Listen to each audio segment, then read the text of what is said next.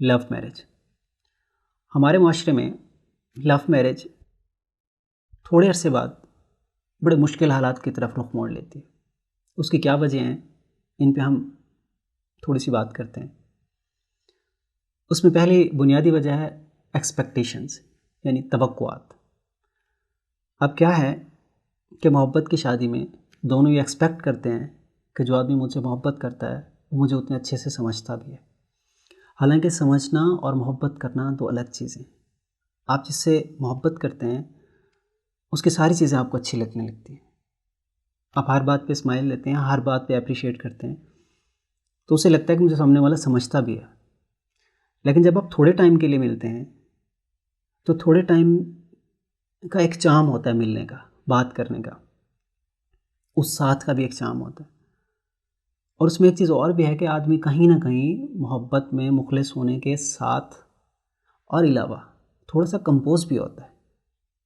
जबकि शादी के बाद जब आपकी शादी हो गई और आप 24/7 साथ रह रहे हैं तो फिर आप एक नॉर्मल इंसान की तरह रहते हैं। तो एक तो आपके उस चार्म का लेवल कम हो जाता है, और दूसरा ये कि आपकी वो जो तवक्कुआत हैं समझने वाली, उसमें आपको ना नज़र आने लगता है कि नहीं, ऐसा नहीं है, या तो मोहब्बत में कमी है, या ये जो मुझे पहले लगता था कि ये मुझे समझते हैं, ये मुझे समझते नहीं।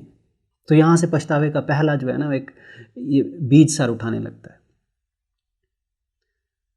अब अगर यही शादी अरेंज मैरिज हो तो आदमी 1, 1.5, 2, 2.5 साल का मार्जिन देता है एक दूसरे को समझने के लिए, और उसकी हर गलती को सुधारने और समझाने और डिस्कस करने की कोशिश करता है कि नहीं, अभी हमने स्टार्ट लिया है साथ रहना, तो हम आहिस्ता आहिस्ता एक दूसरे को अंडरस्टैंड कर जाएंगे।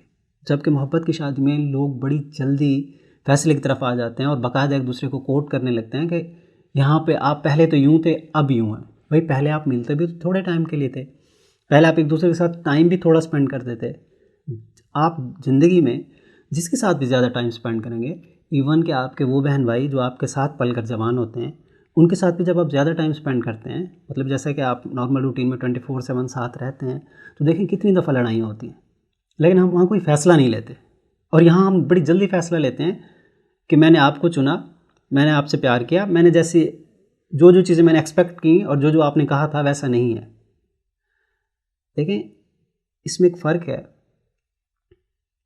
कि जो आपसे प्यार करता है उसने आपके साथ बचपन नहीं गुजारा, और जिन लोगों ने बचपन गुजारा है, अगर उनके साथ आपका कॉन्फ्लिक्ट क्रिएट हो जाता है तो फिर साथ वाले को भी, अपने पार्टनर को भी मौका दें। इसमें दूसरा पहलू जो मैं बयान करने लगा हूँ, मुमकिन है बहुत सारे लोगों को इससे इख्तलाफ हो, लेकिन हकीकत यही है। लेकिन हर इंसान की पर्सनैलिटी एक अपना वजूद रखती है। आपकी उसी पर्सनैलिटी से आपके पार्टनर को मोहब्बत होती है, और वही मोहब्बत आपको शादी तक ले आती है और आप शादी कर लेते हैं।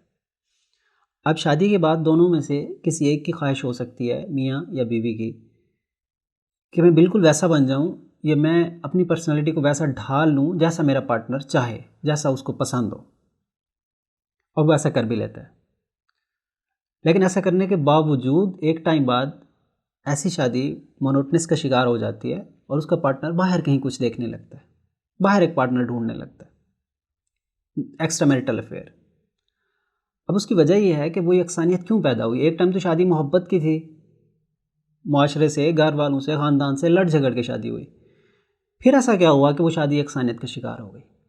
बेसिकली आपकी पर्सनैलिटी जब यकसानियत का शिकार होती है तो फिर रिलेशंस भी यकसानियत का शिकार होने लगते हैं। जब आपने उस पर्सनैलिटी को, जिससे आपके पार्टनर को मोहब्बत थी, ट्रांसफॉर्म कर दिया एक नई पर्सनैलिटी में, जैसा वो चाहे वैसी कर दिया आपने। आप अपनी पर्सनैलिटी से तो निकल गए। जिस पर्सनैलिटी से आपके पार्टनर को मोहब्बत थी वो तो आपने खुद ही कोलैप्स कर दी। अब वो कैसे मुस्तकिल रह सकती है मोहब्बत, जब आपकी पर्सनैलिटी मुस्तकिल नहीं रही, आपने खुद ट्रांसफॉर्म कर दी। तो बेसिक वजह क्या है कि आपकी जो पर्सनैलिटी का एक चार्म था वो आपने बरकरार नहीं रखा। जब आपने पर्सनैलिटी का चार्म बरकरार नहीं रखा तो मोहब्बत भी बरकरार नहीं रही। अब बहुत सारे लोग कहेंगे कि अगर ऐसा ना करें तो इख्तलाफ होंगे। अब कहीं कहीं जहाँ इख्तलाफ होते हैं उससे भी रिलेशन में एक नई बॉन्डिंग पैदा होती है, क्योंकि इख्तलाफ के बाद आप एक दूसरे को समझने की कोशिश करते हैं। और जब तक आपकी पर्सनैलिटी बरकरार रहती है तो सामने वाला बहुत सारी चीज़ों का ख्याल रखता है। जहाँ सामने वाले को ये होगा कि आपको कोई बात बुरी लग सकती है, आपको ये पसंद नहीं है, ये जो मोहतात रहना है, ये बेसिकली एक रिलेशन को एक लंबे अरसे तक चलाए रखने का नाम है, कि फिर वो दोनों मोहतात होते हैं। जहाँ आपने अपनी पर्सनैलिटी ढाल दी, कोलैप्स कर दी, तो सिर्फ आप ही मोहतात हो गए, सामने वाले को तो पता है कि वो जो चाहेगा, उसको जैसा अच्छा लगता है आप वैसा करेंगे। तो क्या है कि आप देखें, अंडरस्टैंडिंग तो बहुत ज़रूरी है। अगर ये सोचें कि मैं उससे इस बात की तरफ ला रहा हूँ कि नहीं आपने हर बात पे कॉन्फ्लिक्ट क्रिएट करना है, नहीं, लेकिन जो आपकी पर्सनैलिटी की जो बाउंड्रीज़ हैं वो मेंटेन रखनी चाहिए, और जैसी आपकी पर्सनैलिटी थी उसको लेके चलना चाहिए, उससे ना निकलें। जब उससे नहीं निकलेंगे तो ये चार्म भी बरकरार रहेगा और ये रिलेशन भी बरकरार रहेगा। चलिए दोस्तों, ये थी कुछ छोटी सी बातें जो मैं सोच रहा था कि आपसे शेयर करूं। अल्लाह आपका हामी नासिर।